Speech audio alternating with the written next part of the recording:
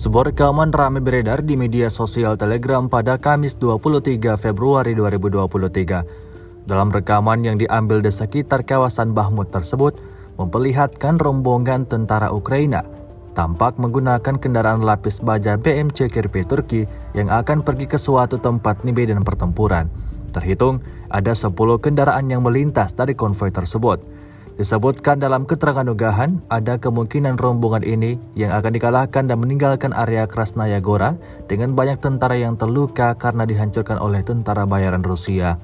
Hingga video ini beredar, beragam komentar dituliskan warganet.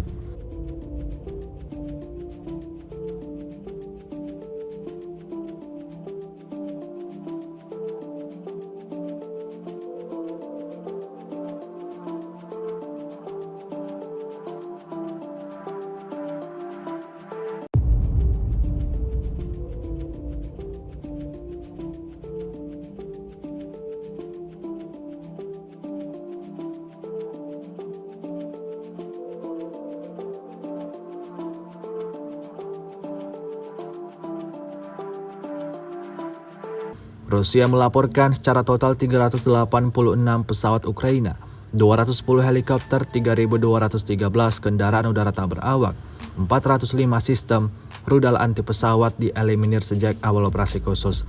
Sedangkan dari kubu Kiev, Kementerian Pertahanan Ukraina melaporkan 620 tentara Rusia dieliminir dalam sehari terakhir. Total 145.060 prajurit Rusia meninggal sejak awal konflik hingga hari ke-365.